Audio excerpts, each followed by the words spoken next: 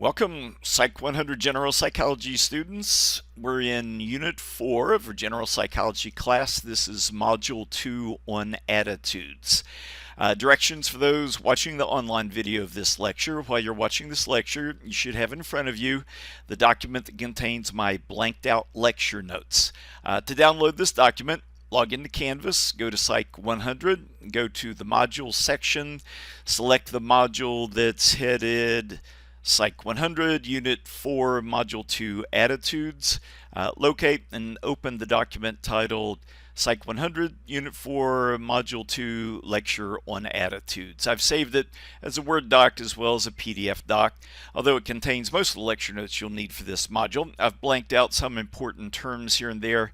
By watching the video you're watching right now, you'll be able to fill in the missing words, and so you'll have a complete set of lecture notes for the module. We're in new chapter on social psychology. I like to lecture on attitudes in social psychology. It sets up a small group discussion exercise I would normally do if we were meeting face to face as we typically do. I thought I'd say a few things about the kinds of things that are studied by social psychologists.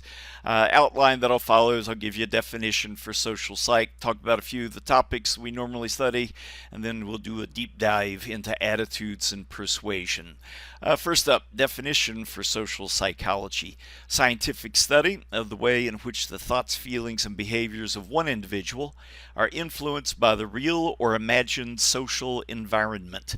That brings us to our first fill in the blank. Anytime you see something highlighted in yellow here in this video, that means there's a blank space that you need to fill in when you're looking at the document of my lecture notes that I referred to a few minutes ago. Among the studies, topics studied by social psychologists, they're interested in things like interpersonal attraction, leadership, obedience to authority. Why is it, for example, that during World War II, some of the Nazi soldiers did such terrible things? They claimed that they were doing it because they'd been ordered to do so. They had no choice. Social psychologists have looked closely at that and identified the circumstances under which people are likely to obey authority. Study things like aggression and violence, pro-social behavior.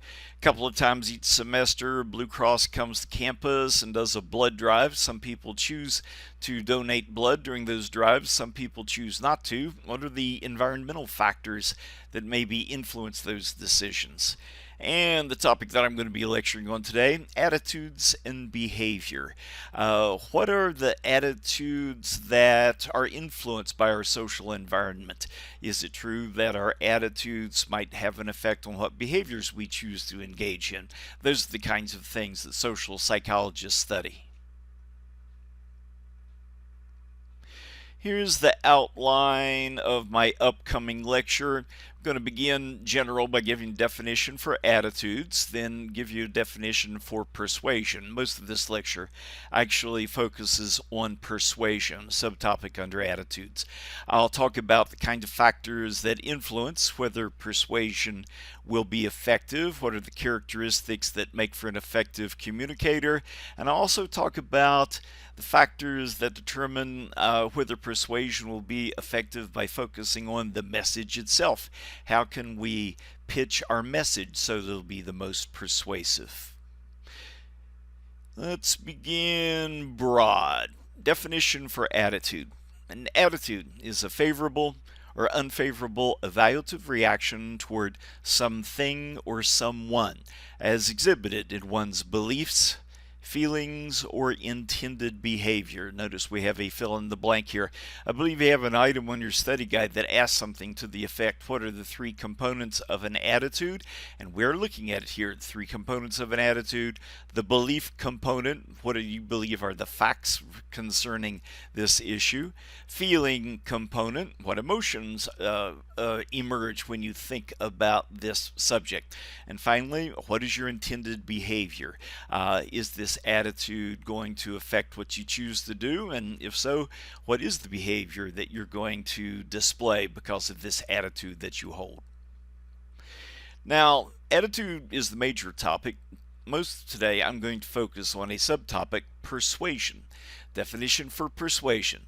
It's the process by which a message induces a change in beliefs, attitudes, or behavior. Why is this an important topic for social psychologists? Well, among other things, we live in a representative form of government. To a large extent, the laws that we have are determined by the people that we vote into office.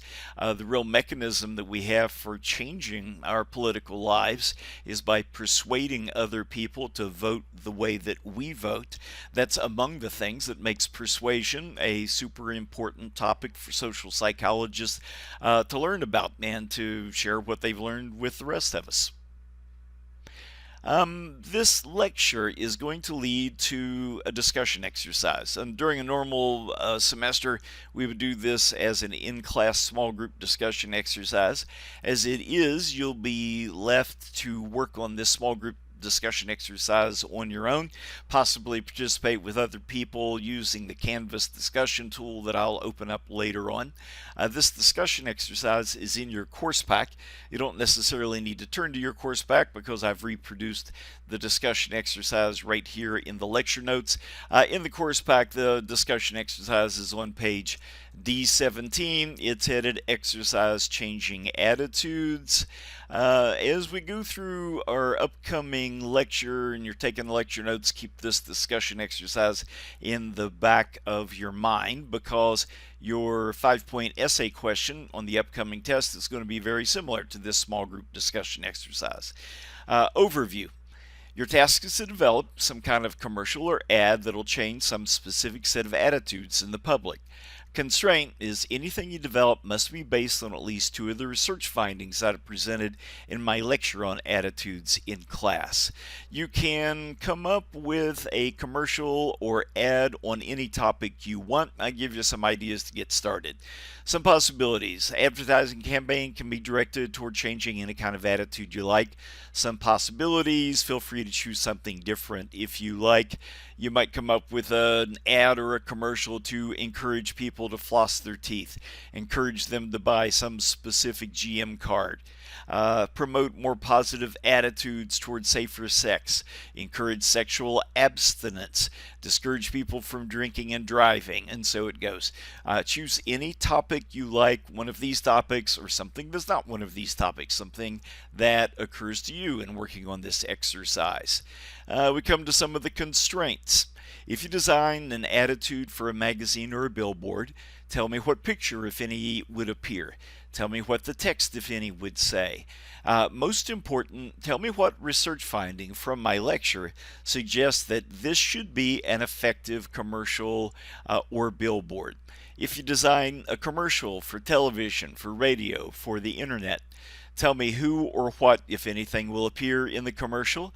Tell me what, if anything, will be said. Tell me what, if anything, will happen. Tell me what research finding from my lectures suggests that this should be effective. Again, this is the most important component of your answer. You got to base it on research findings. As always, feel free to be innovative, come up with something that other people might not think of. Here's the important part. You must be able to tell me what 2 research findings from my lecture suggest that this ad or commercial should be effective. What exactly is a research finding? For purposes of this exercise, anything that I've lectured on counts as a research finding. Any theory, any findings from studies, any information that I share in this upcoming lecture, you can use that as a research finding.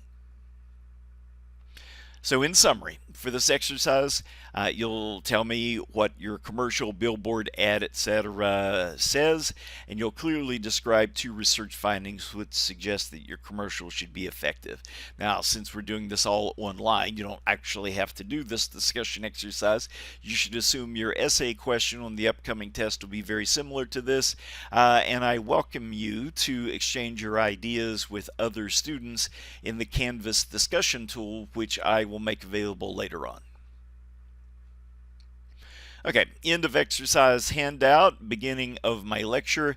This is where the lecture material begins. This is the information that you can use to back up what commercial or ad you generate.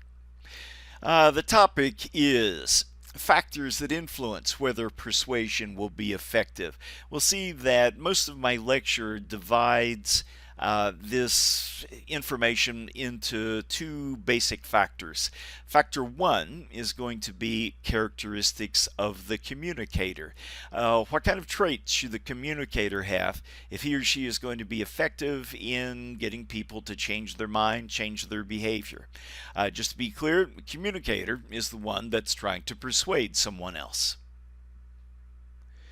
One of the characteristics of the communicator that's important is the credibility of the communicator.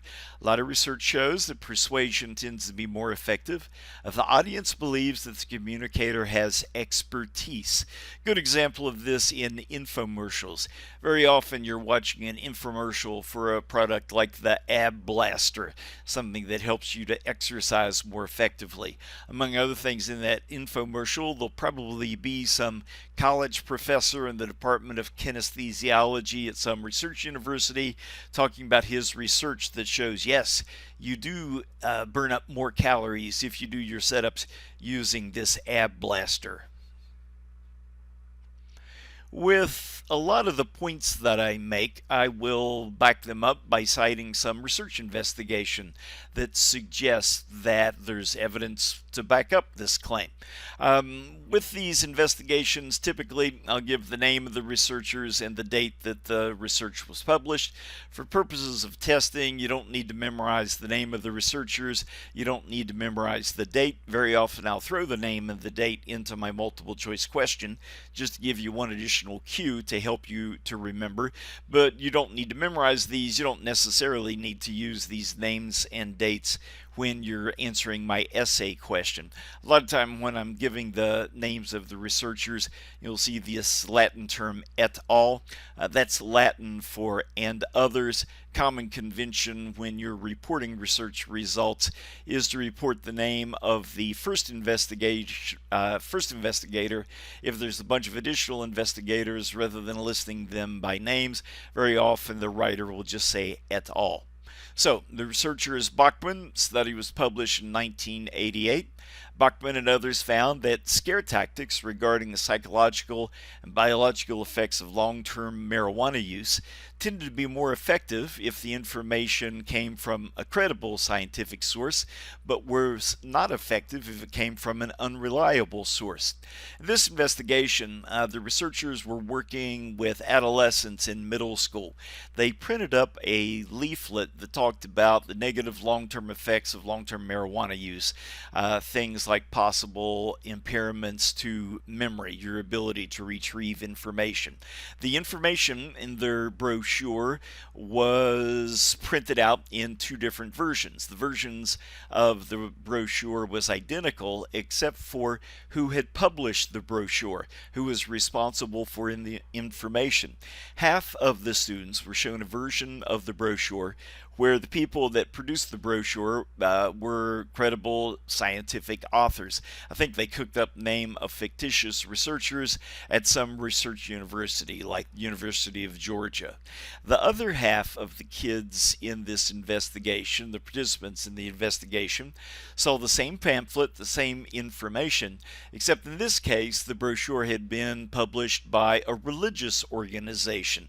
I'm just making this up, but let's imagine it had been published by the Methodist Church, somebody that's not necessarily a producer of scientific research. So both groups of adolescents saw the same brochure.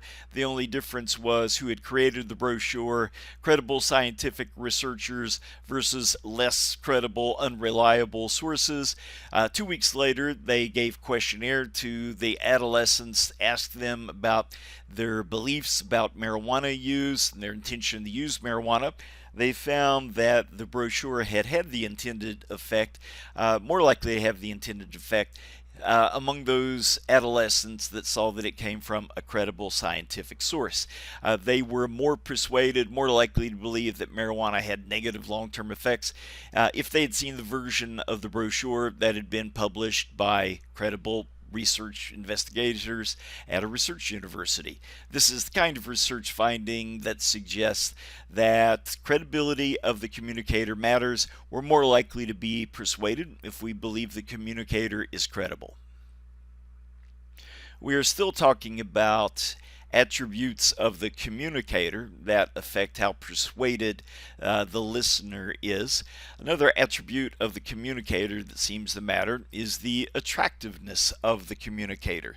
We won't be surprised to hear that persuasion tends to be more effective if the communicator is seen as being more attractive. That's why when you're looking at a commercial for the Ab Blaster, you're more likely to see attractive athletes and attractive celebrities talking about how good this product is, as opposed to unattractive athletes and unattractive celebrities. What's interesting about this attractiveness issue is the fact that there's more than one way of being attractive. Research shows there's at least two ways of being attractive. The first way of being attractive is the way that occurs to most of us. Let's call this physical appeal. There's a lot of research that shows that arguments tend to be more effective when they come from beautiful people. Come up with the text of 30-second commercial where you're trying to persuade people to vote for some upcoming referendum. Have two versions of the commercial created. The spokesperson in both commercials is going to be a woman. In one version of the commercial, she's presented as being physically attractive, has her hair done attractively, has on an appropriate amount of makeup, and so forth. She makes the pitch. There's a different version of the commercial. Spokesperson is exactly the same woman. The text is exactly the same text. But in this case, we make up the woman to be less attractive. Her hair is done in a less attractive way. Take off all of her makeup. Most people would view this version of the person as being less attractive. 2 weeks later, give a questionnaire to the people that saw the commercial. Those people that saw the attractive version of the spokesperson were more likely to be persuaded. They're more likely to report beliefs that are in line with what the attractive version of the spokesperson had been featured in the commercial. Most of us won't be surprised to hear that, yeah, arguments do tend to be more effective when they come from beautiful people. But interestingly, that's not the only way of defining attractiveness. Another way of defining attractiveness is similarity. The fact that most of us are more attracted to people that are similar to us. Does that mean that we're going to be more persuaded by people that we believe are more similar to us? Dombrowski and others published a study in 1978 that investigated this. In their investigation, participants were African American junior high school students. Dombrowski and others found that these students were more persuaded by an appeal for dental hygiene when they believed that the dentist making the taped appeal was also African American, that is, similar to themselves. This was clever investigation. There's no video, but they made an audio tape of an adult male making a pitch for the importance of good dental hygiene, the importance of brushing your teeth a couple of times every day, flossing your teeth regularly, and so forth. There's just one audio tape. You bring a bunch of African American junior high school students into a classroom. They listen to this audio tape. At the front of the room, you have a big 8x10 photograph of the person that is supposedly making the audio tape.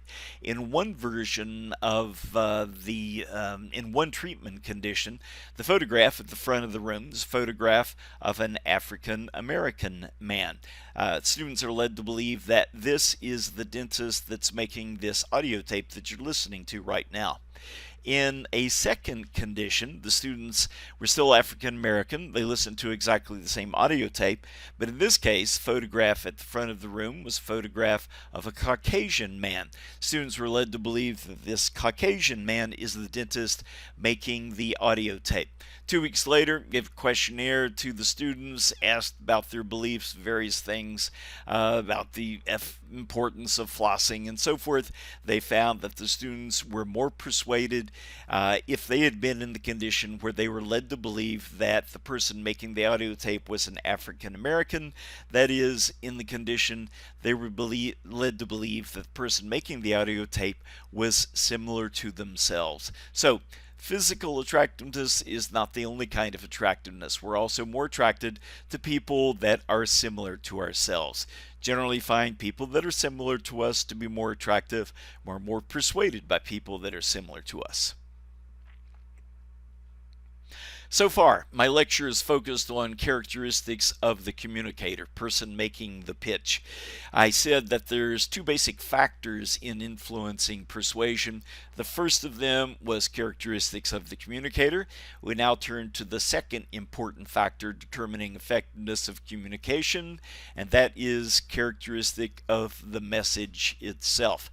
Maybe you've decided that you are going to be the communicator. You can't change who you are, but you do have control over changing the message, changing the characteristics of the message.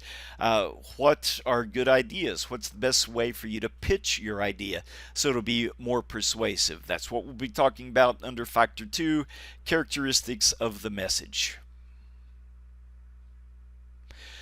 First up, a lot of research shows that yes, appeals to reason can be effective. Rational, well-reasoned arguments, possibly supplemented with statistics and figures, can be effective, especially with well-educated people.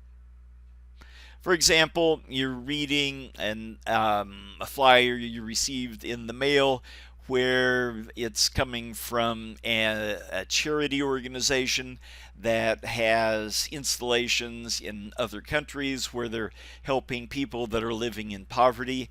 It may be that this flyer makes the claim 90% of every dollar that you donate goes to our programs that benefit the children, not to administration.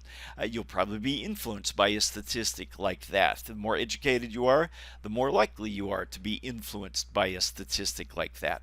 The charity might use a bar chart to illustrate statistics that show how successful they've been in achieving the goals of their charity. For example, I'm going to show you reproduction of a bar chart that appeared in a flyer that I got from St. Jude's Children's Hospital. This bar chart graphs changes in 5-year survival rates for different kinds of childhood cancers. The reproduction is not great, but I'll interpret it enough that you'll be able to make sense of it. The length of these bars represent the 5-year cancer survival rates. On the x-axis down here at the bottom of the figure, we're looking at percent survival, 0% survival, 10% survival, 20% survival, and so forth.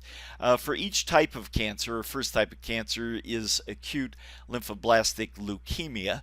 There are two bars. The darker bar, the black bar, represents the 5-year cancer survival rates from 1962. The gray bar, somewhat lighter in tone, represents the 5-year survival rate for 2007. And I'll focus on just the first type of cancer, acute lymphoblastic leukemia. In 1962, if your child was diagnosed with acute lymphoblastic leukemia, there was only a 4% chance that your child would live for 5 years or more. Almost certainly, your child would die diagnosed with this kind of cancer in 1962. But look at the difference. In 2007, 5-year survival rate shot up to 94%. If your child was diagnosed with this kind of cancer in 2007, almost certainly would live for 5 years or more. That's a dramatic change. This is the kind of change that the charity uses to persuade you that, look, we don't waste your money. We get results with your money. And it gives similar kinds of results for different kinds of cancers.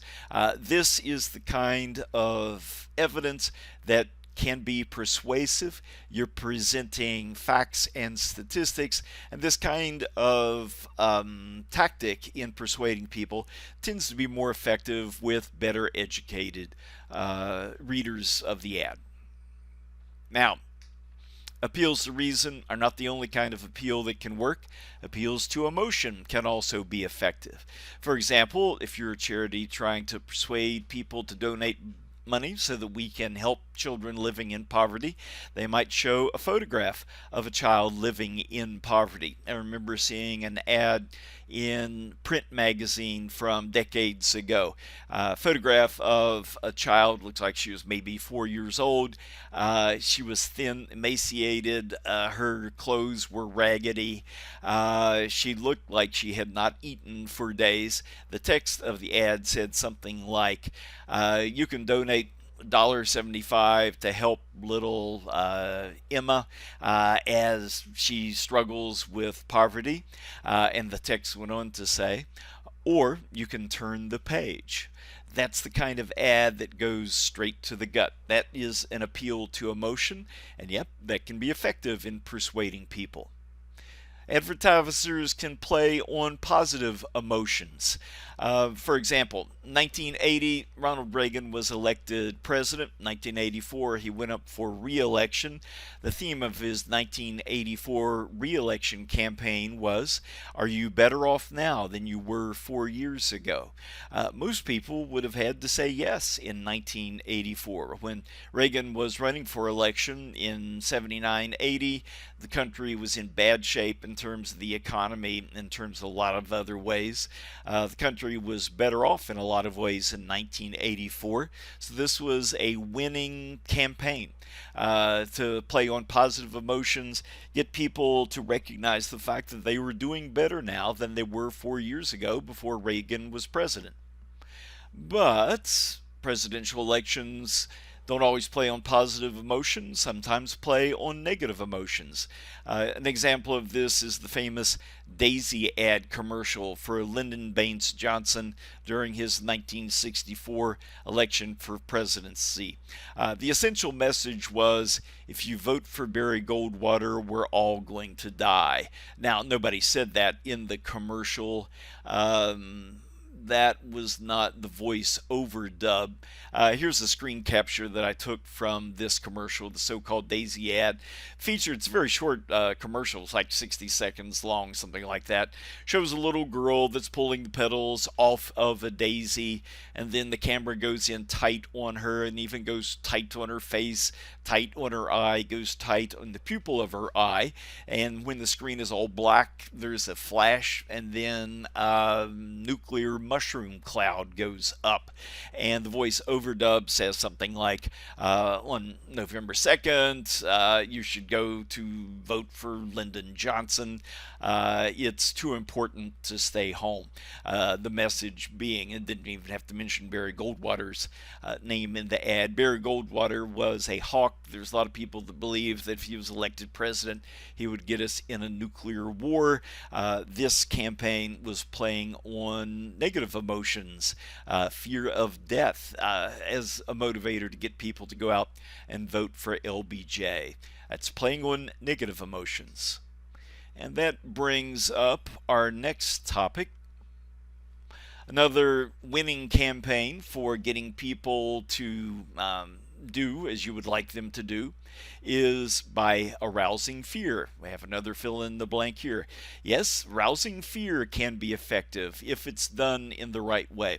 Now, fear is a tricky thing to use. There's a lot of research showing that if you arouse too much fear, it just turns people off and they will turn the channel. They don't want to hear your message.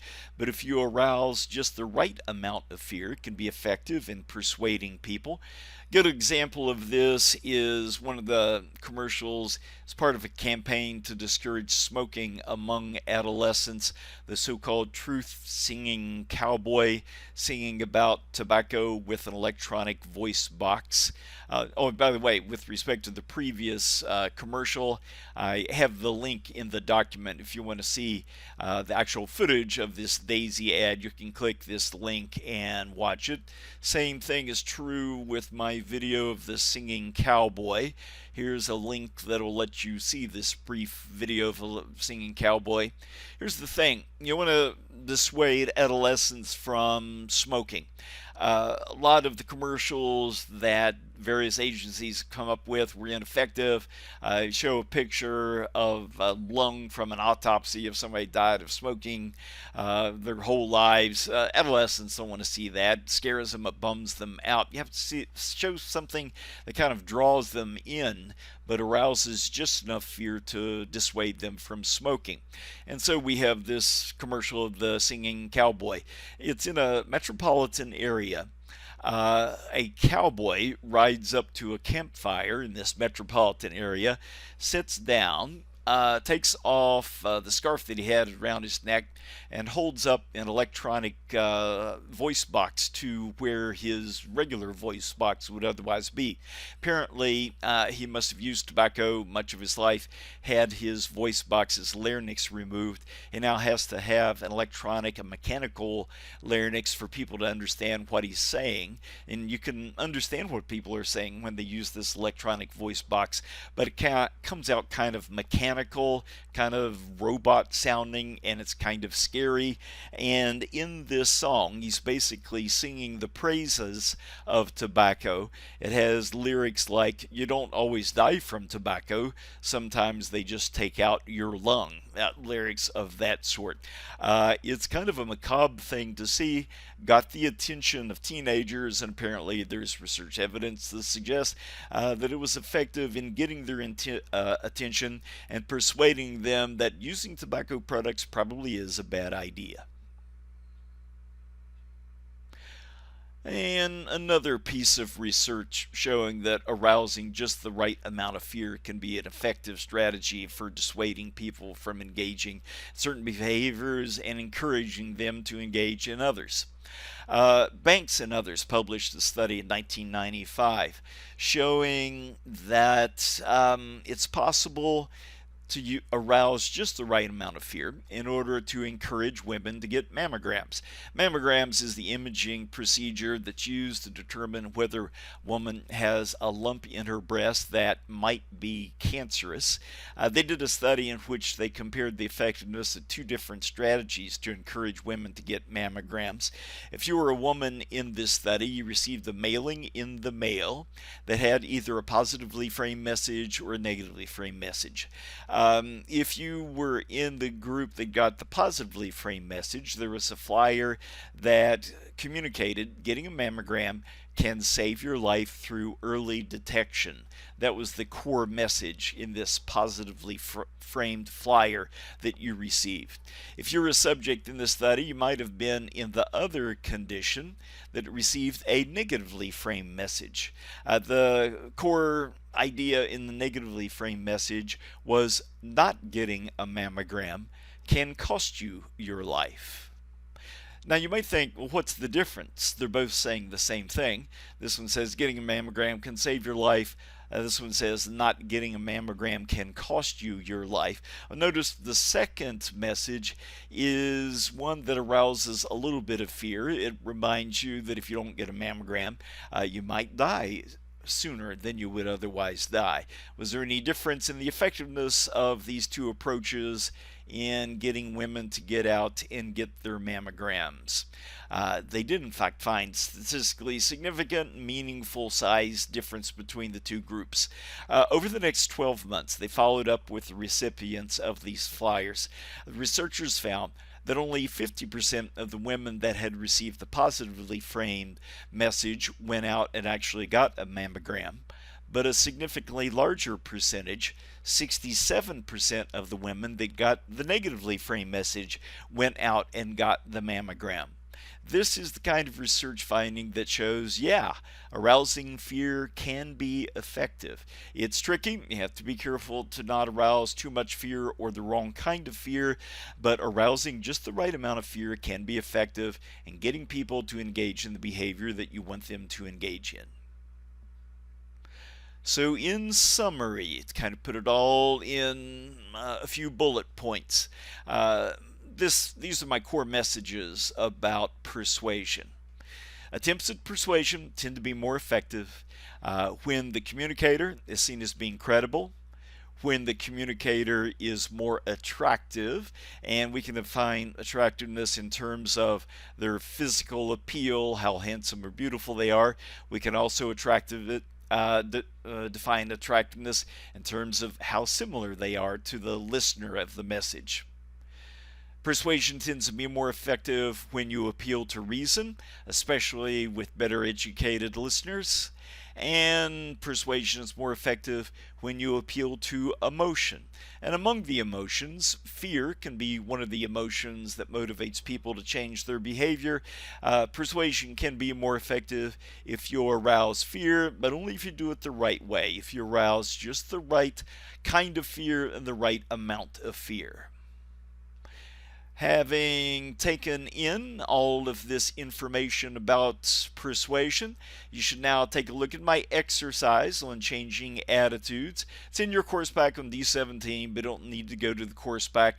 It's in the text of this document that you're looking at right now. This is exactly the same discussion exercise that I showed earlier in this video, encouraging you to come up with an ad or a commercial trying to persuade people to change their attitudes or behavior on any subject that you like.